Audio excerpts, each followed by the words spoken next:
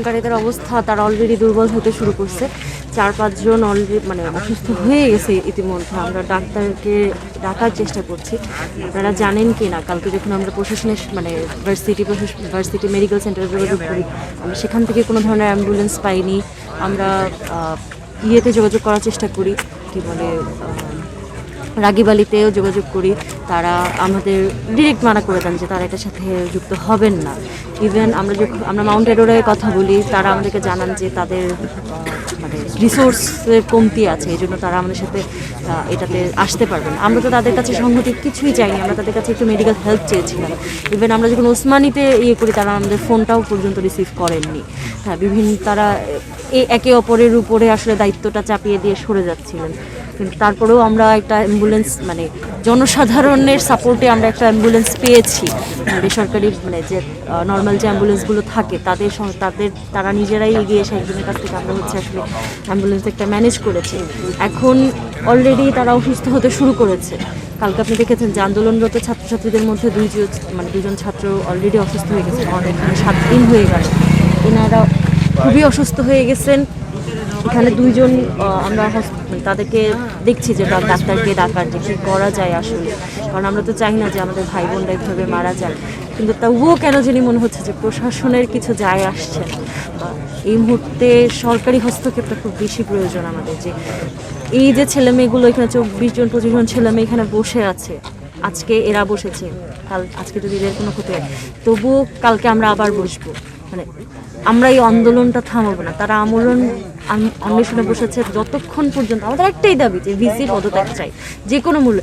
যে ভিসির কিচ্ছু যায় আসে না যে তার ছাত্রছাত্রীরা মারা গেল না বেঁচে থাকলো, যার কাছে ওই গদিটাই সব থেকে বড় বিষয়, যার কাছে ওই গদিটাই প্রধান বিষয়, যার আমাদের জীবনের মায়া নেই, যার আমাদের জীবন এলো কি গেল কিচ্ছু যায় আসে না। সে রাবার বুলেটটা ছোড়ার আগে যে একবার চিন্তা করেন এই রাবার বুলেটটা আমার একটা শিক্ষার্থীর চোখে লাগলে তার চোখটা অন্ধ হয়ে যেতে পারে, তার কানে লাগলে তার শ্রবণ শক্তি হারিয়ে ফেলবে, কারণ রাবার বুলেট লাগতেই পারে। এটা সত্যি মানে আসল বুলেট না হলেও এটার আঘাত তো প্রচণ্ড। সেই আঘাতে কিন্তু একজন আইসিইউতেও ছিল আমাদের সজল কুণ্ড ভাই, যার কাছে এই সব কিছু ম্যাটার করে না।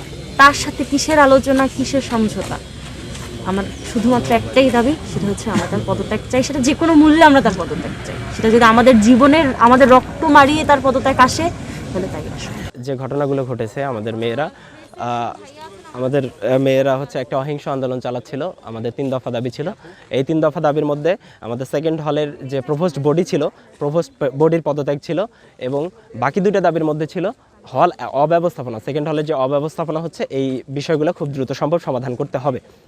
এবং এই আন্দোলন যখন অহিংস আন্দোলন যখন চলতে থাকে, তখন একটা পর্যায়ে পুলিশ আসে ক্যাম্পাসে। পুলিশ আসার পরে শিক্ষার্থীদের ওপর অবাধে গুলি চালায় এবং ককটেল তারা নিক্ষেপ করে। এবং তাদের ওপাশ থেকে বক্তব্য হচ্ছিল যে শিক্ষার্থীদের এপাশ থেকে কিছু বহিরাগত তারা প্রথমে গুলি চালায় এবং পরবর্তীতে পুলিশরা বাধ্য হয়ে গুলি চালায়। এখন এই জায়গায় আসলে প্রশ্ন একটা থেকেই যায় যে পুলিশ যখনই আসলো তখনই কেন বহিরাগতরা গুলি চালালো।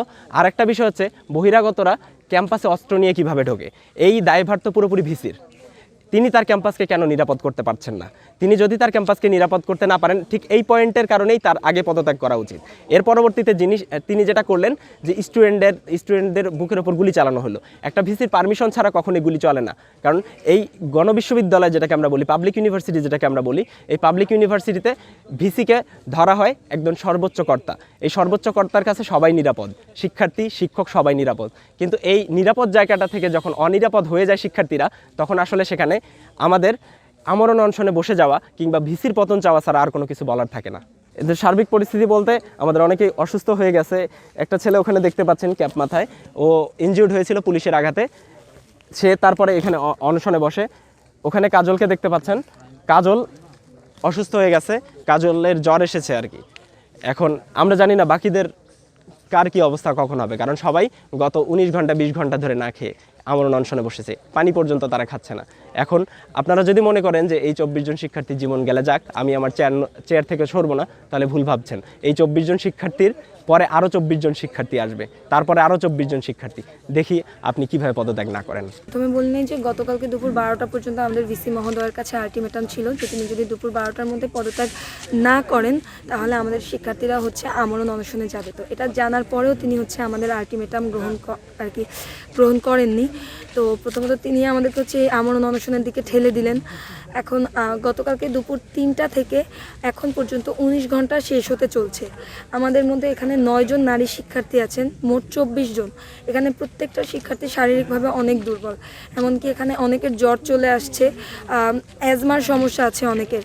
ইভেন আমরা তাদেরকে অনেকবার রিকোয়েস্ট করার পরেও তারা ইনহেলার নিতেও নারাজ। এখানে একজনের হচ্ছে প্রেশার বেড়ে গিয়েছে, ইন জেনারেল মোটামুটি সবার হচ্ছে প্রেশার কমে যাচ্ছে এবং তাদের প্রত্যেকের শারীরিক অবস্থা আর কি বিবেচনা করে আমাদের এখানে আমরা ডাক্তারও আর কি কন্ট্যাক্ট করা হয়েছে, তিনিও এসে দেখে যাবেন। যেটা আসলে আমাদের মৌখিক স্টেটমেন্ট না, তা একজন ডক্টরের প্রেসক্রাইব মৌখিক স্টেটমেন্ট যে আমাদের শিক্ষার্থীদের অবস্থা আসলেই কতটা খারাপ হয়ে যাচ্ছে প্রত্যেকটা মিনিটে মিনিটে।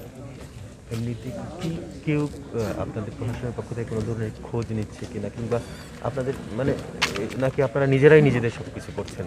আচ্ছা, খোঁজ নিচ্ছে বলতে আমাদের এখানে পরশু নেই 16 তারিখে যে গুলিবর্ষণ এবং হামলাটা হয় ছাত্রদের উপরে, পুলিশি হামলা, এটার পরে আমাদের ওই দিন সারা রাত আমাদের অর্ধশতাধিক স্টুডেন্ট হচ্ছে আমাদের হসপিটালে ভর্তি ছিল এবং তখন হচ্ছে অনেক টিচাররা গিয়ে দেখে এসেছেন খোঁজ ওই সময়, এবং তারপর তাদের থেকে আমরা একটা স্টেটমেন্ট দেখেছি যে তারা হচ্ছে চিকিৎসার সমস্ত দায়ভার গ্রহণ করবেন, সমস্ত দায়িত্ব তারা নেবেন।